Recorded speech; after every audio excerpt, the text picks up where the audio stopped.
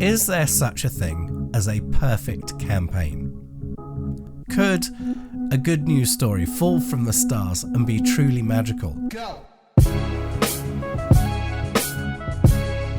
Hello, I just wanted to pop in with a bit of an edit note to say that Farzana will be back in another episode. This is just me talking with our guest today.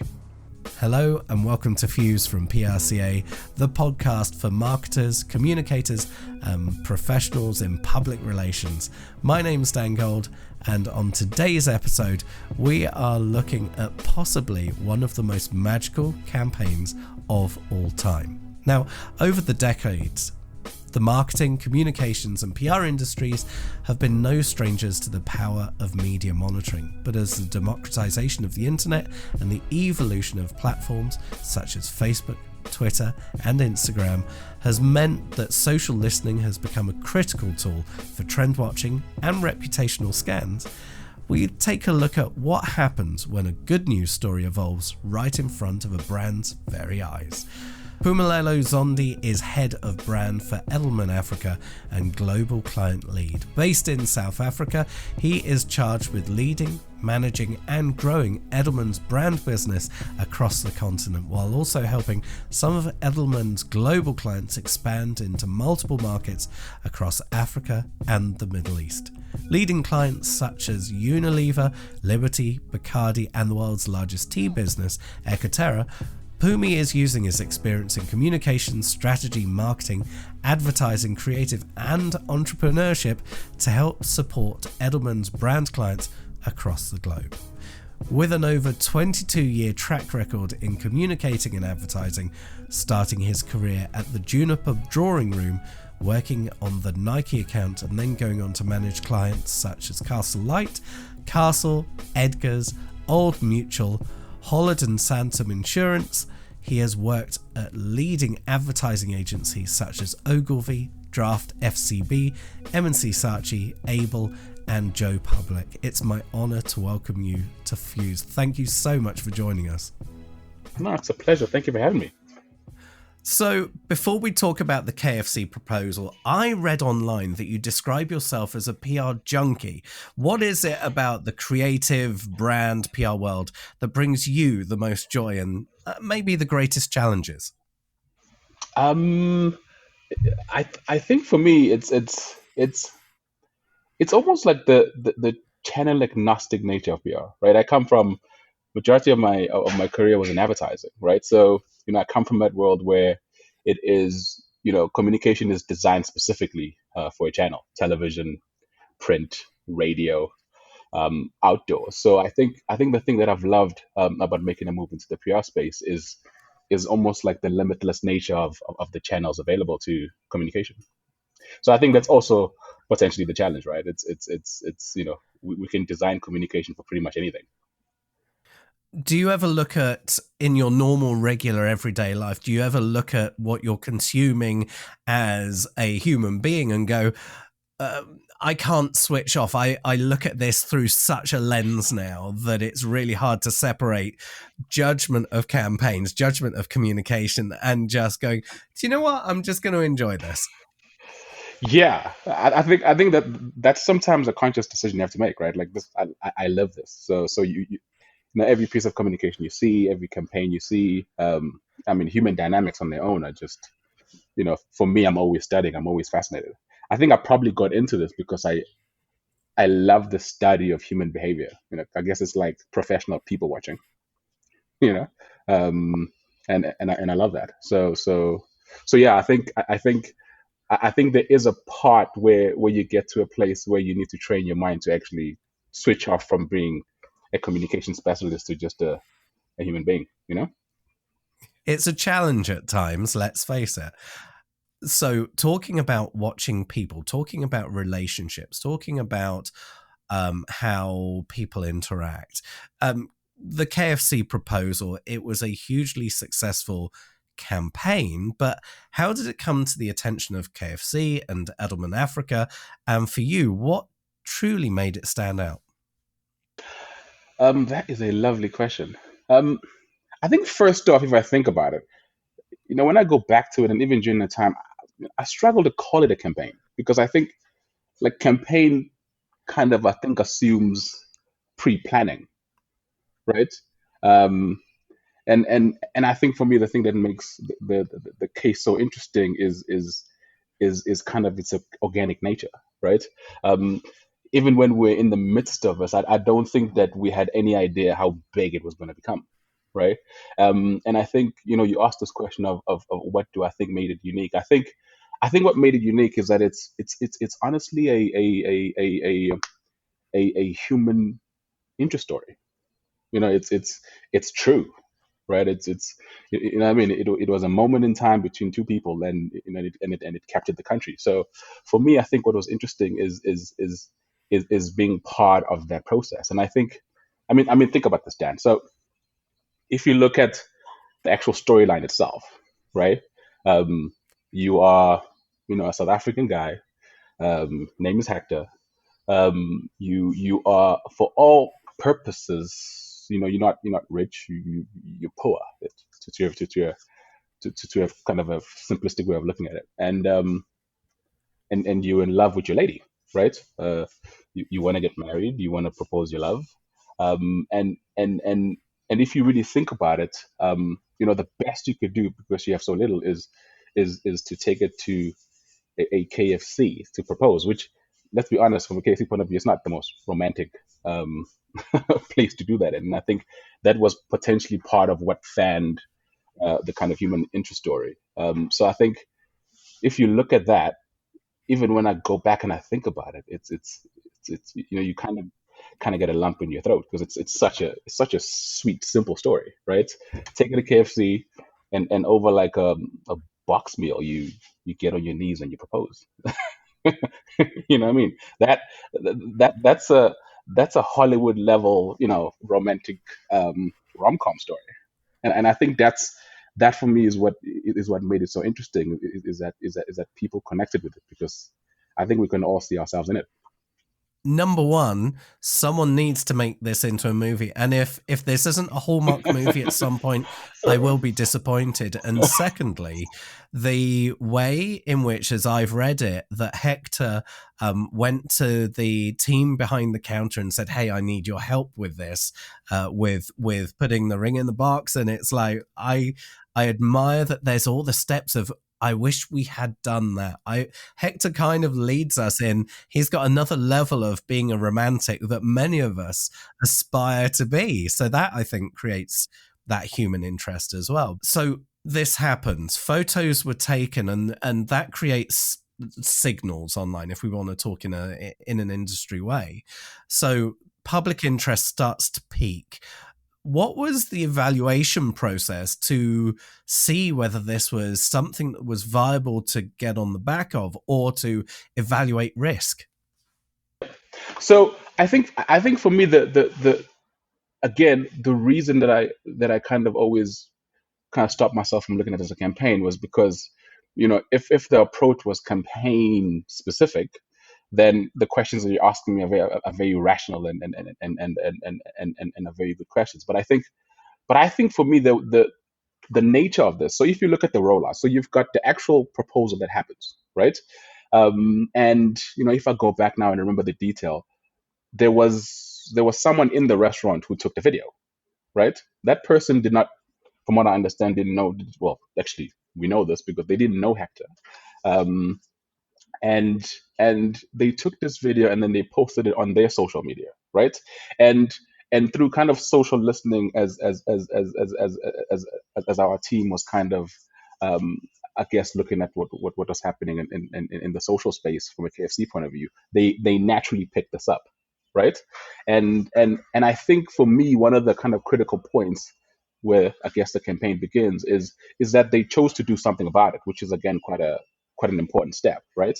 And again, with the campaign space, I think the idea is, you pick that up, you're probably going to want to call a client and ask if you need to do something. But the team was quite proactive in actually reaching out to this person and going, listen, we just seen this video. We think it's lovely. We represent KFC. Do you mind if we take it and actually post it in our platform? And I think that was, again, the kind of second part that actually begins to make this, a campaignable entity, right? Is you move it from kind of like this individual space into the official KFC platform, and from there, we realized that actually this person doesn't even know the couple, because we were like, man, we'd like to reach out to them and actually say, hey, congratulations, and KFC maybe do a little gesture and a gift. So again, the social team kind of proactively went out and said, hey, South Africa, we've just seen this beautiful moment at a KFC. We don't know who this couple is. We know they're in this region. It happened in this KFC. Does anyone know who they are? Can you help us find them? Right. And that's kind of the thing that begins to get the momentum going. Right. And again, what becomes interesting, and I can't remember what this was, but I think this is kind of where it happened from a timeline point of view. But at some point, someone made a comment about the fact that, what kind of a man would propose in the KFC, like very kind of, very negative, very judgmental. And that got the whole of South Africa involved, because everybody got upset. They were defending Hector. They were like, who are you to say these things? And I think that kind of continued to kind of fan the fire. And I think so. The story is, we reach out, we try to find out who the couple are. This person makes the comment, more people get involved, and eventually we do. Someone responds, and we find out who they are. And we also again had to be quite careful, because remember, we are again kind of imposing on a private moment of two private citizens, right? So for me, I think that was always part of the kind of challenge of going. We have to be careful in terms of how we do this. And I think KFC themselves were incredibly brilliant and professional in being very protective of the couple and how we engage with them. And a lot of the kind of publications of the story was always with their approval. So we found them. We actually discovered that he was proposing for a second time, because he actually couldn't afford a wedding before, right? Which is, again, just makes the story even more beautiful, right? So it's like, we discover this story, we then actually publish it and say, hey, we've just found a couple, and this is their names. Actually, he's proposing for the second time because of this, and that. And that hits the third phase of the campaign, where then someone comes in and goes, a very well-known wedding planner goes, I'll plan their wedding. And then someone else pops in and goes, well, I'll pay for all the food and alcohol. Someone else pops in and say, no, I'll design the wedding gown. And then, that, I guess, as they say, that's that's all she wrote, because the whole thing just exploded from that point on. In terms of how the process worked, it's organic. The brand is very conscious to not be seen to be taking advantage of a situation. You also have this almost Cinderella's slipper moment of, who does this slipper belong to? And then the journalist, it was a journalist, as I recall, made the comment about, well, if you can't afford it, ... And that then strikes as kind of a really mean thing to do. And you nailed it. Society pulled together. It's like this almost fell perfectly and organically into such ways. And clearly, as you've mentioned, KFC and obviously Edelman Africa were very conscious to protect the couple, because they have every rights to privacy as well. But from a project management perspective, once the social listening is done, there were so many moving parts, with different brands jumping in, trying to offer this, that, and the other, from banks to jewelers to other fast food, service restaurants and chains. Exactly. And they jumped in on this as well in a really supportive manner. How do you make sure that the offers that are coming through feel genuine, or are genuine, rather than Joe Blogs down the road saying, hey, I've got something just for the exposure? How was there a validation process? Well, that's yeah. So I think when I go back to it now, also just kind of like the kind of hairs kind of stand up, because the speed at which this thing was going was insane, right? Like the campaign itself, from zero to the biggest story in the country was if I go back, was probably 24 to 48 hours. So it was, you can't plan for that speed. I think I remember it started on a Tuesday afternoon, and by Thursday it was just massive, right? So so you don't, but you can't fully plan everything. But I think, but I think what really helped is on one end, the social media team didn't stop because because the public was so engaged on social, right? And I think that's also one of the other things that really helped us was that the guys were, people would comment, they would comment back as KFC. I think there's a few people actually online who said whoever's running the social media account needs a needs a bonus or an increase, because the guys were just so on it, which was, again, I think what made the interaction feel so natural. It didn't feel like it was things that we were forcing. We were just talking to people who were talking at us, right? And I think that's also one of the kind of interesting shifts from the ad space, is that I think that the true power of public relation and the kind of social media management space is, it's almost like you have to create a piece of communication that's incomplete, because you have to account for the audience to talk back at you, right? So that kind of engagement was what kind of fueled it. That's one part. As Edelman, and I don't know if you know, but we offer quite a lot of services. So once this started beginning, we activated the PR team from a comms point of view, from communicating with the client, from starting to actually manage the publicity around it. We activated the crisis team to make sure that whatever happened, we were ready to deal with any issues that popped up. We have that full service. So within the team itself, it became quite a fully integrated team where we activated our full suite of services to actually manage this thing. Um, and that's kind of really how we kind of slowly planned it out and rolled it out. And really, to be honest, we were planning as we go, right? And everyone had a place. The social team was holding the engagement online.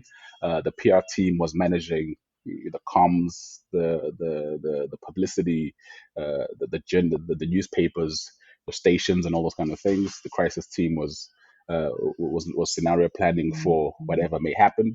Um, but but I think what was also quite moving is that, as you're saying, the competitors are jumping in, like the whole country is jumping in, and it stops becoming a campaign and competition, and it just becomes a beautiful love story, which all of us were engrossed by, so even though the competitors were jumping in at that moment in time, we were all just fully engaged and fully excited, and pretty much as inclusive as possible, because the more people that got involved, the bigger the benefit to the couple, right? And I can't remember what the numbers were, but when we actually started tracking the donations, or the interest of donations, because again, the KFC team actually put together a project management team to almost just track that part, because people were just, so we actually ran Excel spreadsheets of who's donated what and who's trying to do what. And you have to start that process, as you're saying, of vetting of who's actually really um, um, truthful about their involvement. I think because there were so many eyeballs in it, what we found was that people were being authentic. I don't think anyone was just trying to jump in for any free publicity. So in the end, geez, I think it actually became one of the most expensive weddings in the country, just through sheer amount of support and donations from the country. Just something that really intrigues me is someone who's come from more the advertising side, someone who's dealt with, the pre-planning, the market research, checking the numbers, and then, heat mapping left, right, and center. How do you really look at this as going, okay, this is a really different beast, and by its nature, I have to think differently as well? Yep. Yep. Uh, I guess you trust the team. I mean, I think that's that's the simplest part. I think, I think I got lucky when I joined the team, that I understood that I wasn't, because I moved from advertising into a PR firm, right? I understood that I was not a PR specialist, right? So I depended a lot on the team, who, in some cases, because technically the boss, they were more junior. They had way more experience than me in the PR space, right? Um, and and and as a result, I needed to kind of fall back and actually lean in and watch how this thing unfolded, which was interesting. And again, I think if I go back and I look at it, one of the reasons, I was open to shifting over into the PR space from advertising was was I do think there was a time where I was starting to worry about the limits of kind of like the command and control traditional advertising model, right? Um, and oddly enough, the KFC experience, the KFC proposal experience, kind of like reaffirmed and proves that, right? In terms of so I think there was a part of me that was already thinking that in the world of social and the internet and interconnectivity and the speed, the command and control model was struggling already, right? And I think moving into the PR space, what it did was it again showcased to me the benefits of I guess the channel agnostic play of PR. You know, so yeah. So again, I mean, you adapt and learn. I think all of us were quite caught off guard, clients, the teams themselves, right? But again, the beauty of PR is that we are trained to actually be calm and cool in crisis. I think you're right. There's the element of active listening. There's the element of being in that space where you realize that yes, content is king, but conversation has so much power, and unless you're doing something to spark that conversation, you really aren't moving a needle necessarily. Whilst every form of communication and marketing and public relations and advertising and out of home all has its place, sometimes thinking differently, or very often thinking differently, with things that really inspire people through things that really matter to them, rather than just trying to service a client, is where we get into that space of going, okay, so if we do have to think differently, what's going to create the conversation? And then importantly, how can we engage in that conversation to keep it going? Because it cannot be someone drops a comment and that's it. It's that strategy, it's that experience to go, what's that next bit? So if I may ask this question from your perspective, having been through this and your team of seasoned professionals who also experienced something that was very different, did this then bring an element of change in thinking, or a realization that yes, absolutely right direction, but the timeline that we've ever thought of has gone out the window because it can be that much quicker?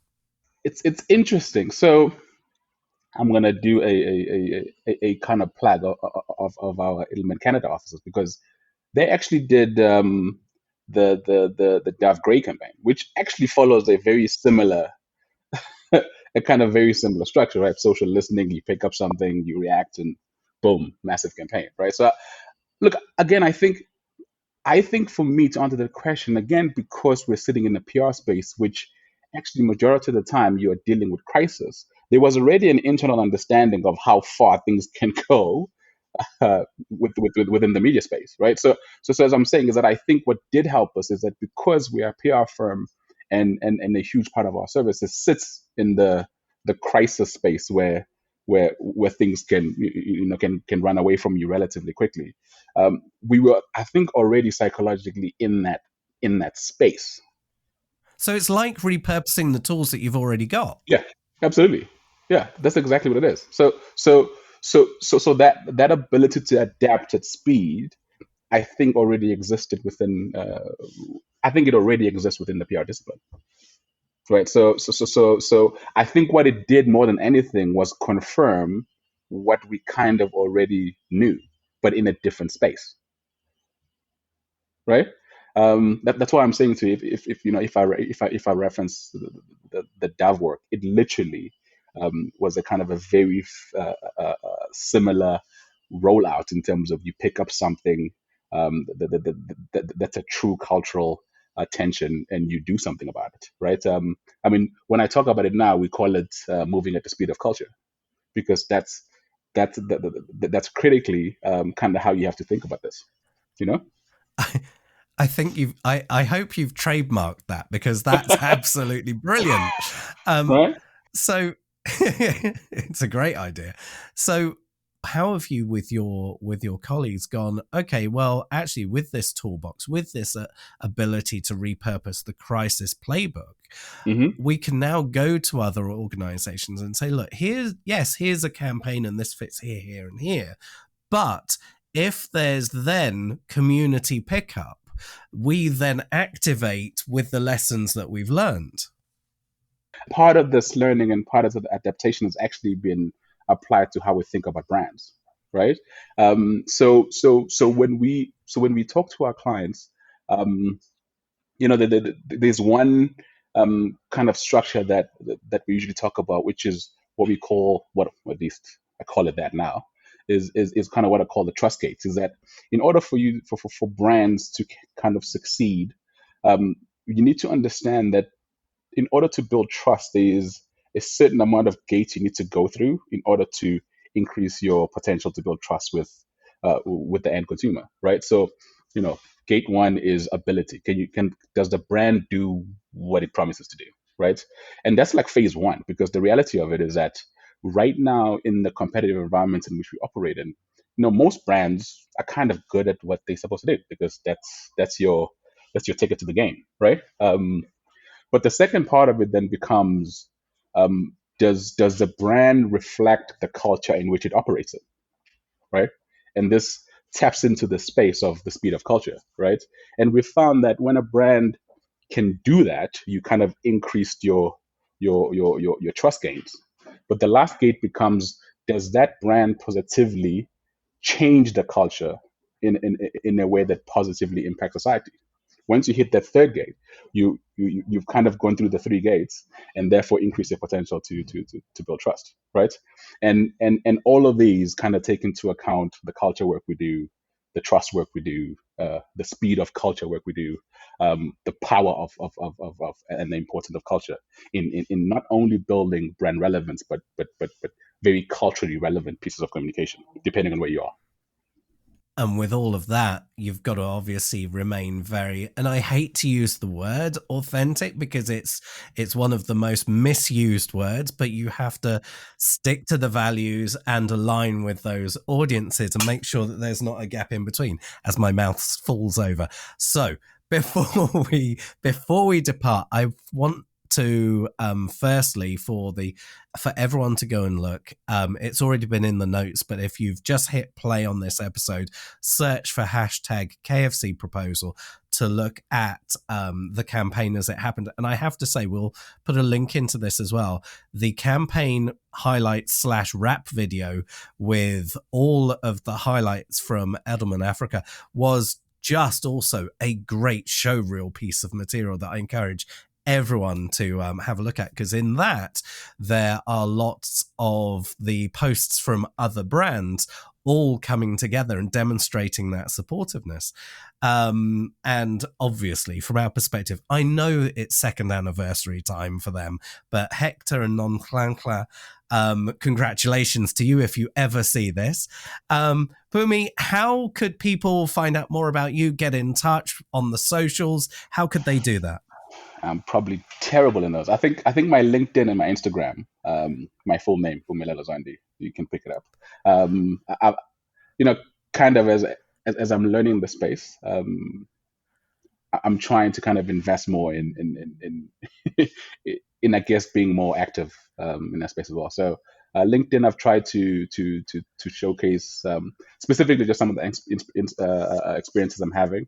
I've been starting to do a lot of thought leadership talks in Africa, so you can find me there. And then I guess my Instagram is kind of personal, and I just kind of share my life, but mainly the books I love to read, and that's that. Yeah, so you can find me there. I did look at your Instagram, And the list of books that you have in there, some of the greatest books that any human should read, regardless of interest in communication, marketing, PR, or whatever. Some very inspirational and thought-provoking titles. So we'll put the links in the show notes as well for those. Mpumi, thank you so much for joining us here today on Fuse. No, thank you very much. I really appreciate the time and thank you for the invite. I actually feel privileged to be here. Thank you so much for listening to this episode of Fuse. To find more episodes, simply search PRCA Fuse on your favourite podcast app or visit prca.org.uk/Fuse for links to video and audio. We have got some incredible episodes on the way very soon and an archive going back to the very start of this podcast, so don't miss out on a single episode. Farzana will be with us very soon on the next episode, but until then, why don't you go back through the archive? There's some excellent episodes.